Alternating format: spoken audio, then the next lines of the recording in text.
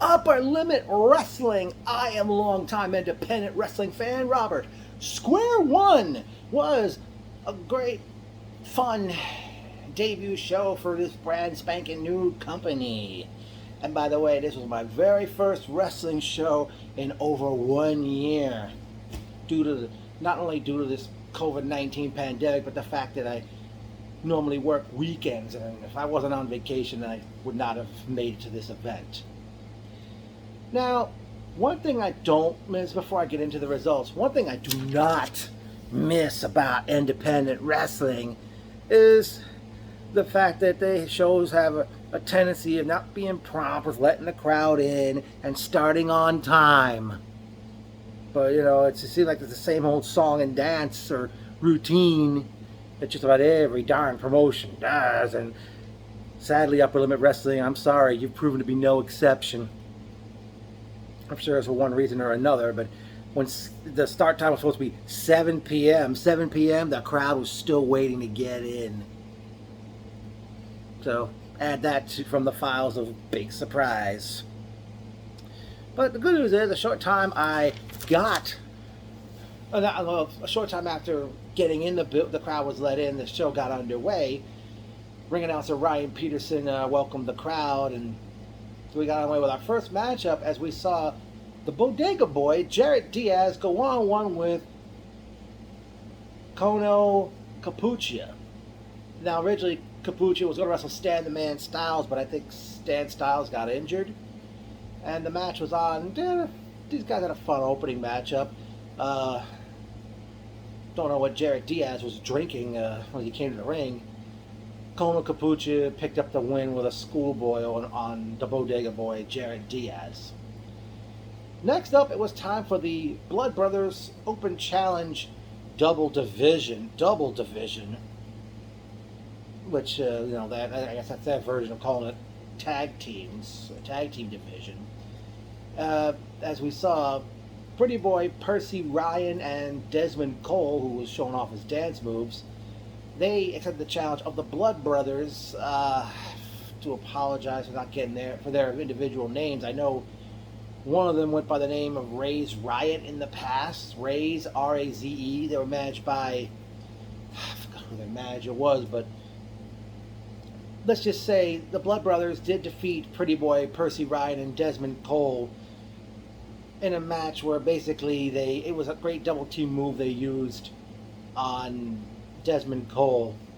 I mean, just as they scored the pit, the referee began to make the 3 count, I said, out in the streets they call it murder and a half. Next up was the women's matchup, pitting where Adina Steele was set to face Karen Bam Bam. Just before the ring announcer, Ryan Peterson, was going to introduce the ladies, out comes Gabby Ortiz and decided to insert herself into the match and make it a 3-way. These 3 ladies were pretty impressive, especially Karen Bam Bam. Adina Steele ended up picking up the win, defeating Karen Bam Bam and Gabby Ortiz. Next up in singles competition, we had PJ Savage take on Chris Taylor. Unless I'm mistaken, PJ Savage, I think, used to wrestle by the name of Matt Awesome in the Bronx Wrestling Federation. I could be wrong. Enjoyed this matchup, and PJ Savage defeated Chris Taylor. At that point, they did go to intermission. They said it would be limited capacity and for the show, obviously. The room looks nice, but I'll get back to that later. The room looks nice and all that they used. Next up, we saw what I thought would have probably gone on last, as above average Joe Scott, who lives in the Boonton, New Jersey area, he went one-on-one with the Brooklyn Outlaw, Donovan. Of course, Donovan I've seen numerous times at Ace Pro Wrestling when they used to run. I don't know what the status of that promotion is. These two had a very good matchup, and the Brooklyn Outlaw, Donovan, defeated above average Joe Scott. I really thought this match was going to go on last, and it didn't. Next up, we had a 4-way matchup pitting Brother Greatness versus Jay Bougie, I apologize, I mispronounced it. Uh, versus the tortured what is it? Tortured tattoo artist. Ah, I apologize for your nickname. You went by the name of Blackstrom, or was it Black Storm? Versus Gabriel Sky. Very good match for these guys. Jay Bougie had two ladies come out with like I don't know what kind of fireworks they had, and they had a like bottle of something. Who knows what it was in that bottle? I know one of those ladies did pour that bottle on Brother Greatness when he tried to do a dive out to the floor.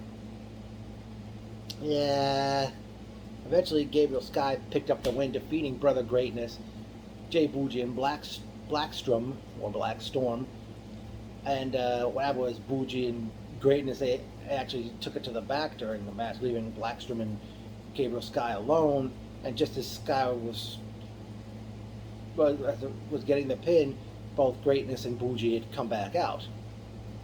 Then the main event was Wrecking Ball Legursky came out at an open challenge, and out came King Jeter. I don't know what name he used to wrestle by, if anyone knows that. The previous name King Jeter went by, and these two mammoths went at it, and they kind of took it to the crowd at one point. Out on the floor, Legursky opened up a chair and was putting it on King Jeter's neck while he was down. Eventually, King Jeter defeated Wrecking Ball Legursky, and after the match, Legursky took the microphone, and I couldn't really hear what he was saying too well. But that ended the night. There was an announcement made right after intermission. I'll get to that shortly. Time for personal notes. It was great seeing Ryan Peterson, Chris Shady Torres, who didn't referee on this show. Another luminary in attendance was Jurassic Juggernaut Vince Steele. Hopefully he'll get to be on their shows in the future. Didn't get to say hello to AJ Penn and Cheyenne Ortiz because a short time after I got in, the show got underway. There was a good-looking lady who she had like a whole bunch of tattoos all over her. One of the ringside cameramen, he had like a camera with like some kind of a pole on it, and that pole kept bumping into one of the chandeliers as he was working, but thankfully it didn't fall down. Good thing there was Chili Willie's on Main Street. They make huge chicken burritos they put so much mushrooms and peppers and not onions, might have been onions, and some kind of, I forgot what that red sauce is, but it was pretty good. Good thing there's a lot of places to eat near the building because they didn't sell any food there for the fans. I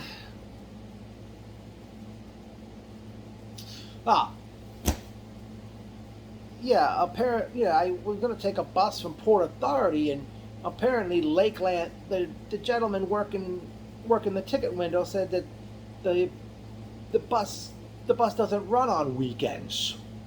So I had to take a lift ride all the way from Port Authority to the show. But after the show, I took a lift ride all the way to Patterson, to the Broadway terminal in Patterson, New Jersey, then took the 161 bus back to Port Authority, and combined that with the train ride, I didn't get home till 1:15 in the morning. So I have to say, up yours, Lakeland bus.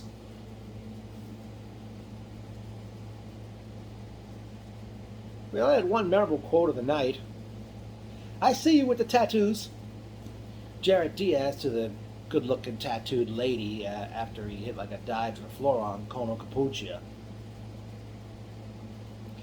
Now, right after intermission, they did announce to the crowd that at their next show, which is going to be in the month of September, they're going to have a battle royal to crown the first ever Upper Limit Wrestling champion. And they showed off the belt that for the first ever champion that will be crowning. Well, I'm sure you're going to need bodies for that very show. For that very show. I mean, I don't know if it'll be a typical battle royal or it's going to be a Royal Rumble type match. I'm not sure if I'll be able to make it. I mean, if whether or not I'll still be working weekends when September arrives.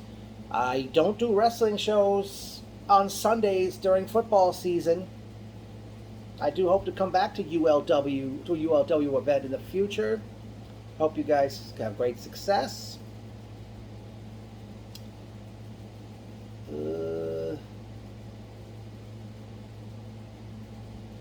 And like I think maybe I mean there has to be like a better way to get there for those who don't drive, because I was thinking maybe next time maybe take one of the mini buses to Patterson and then take a lift ride from there to the show if they continue to run in Boonton. Now I don't know if it was Sean McCaffrey of the Declaration of Independence website that's not around today. I don't know if he was the one that said that the Boonton Elks Lodge on Cornelia Street in Boonton, New Jersey. If he said it was either that building or Gino Caruso's ECPW school in Lake Hiawatha. He said those were the two buildings. One of those buildings, he said, is where indie promotions go to die. Well, I hope that's not the case with ULW.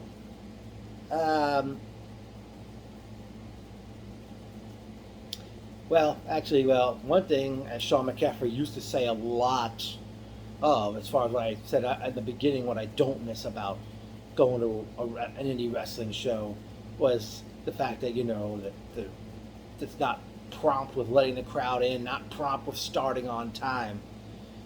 As Sean McCaffrey did say in the past, only in indie wrestling. But again, positives outweigh the negatives. So I will say ULW, ULW, ULW.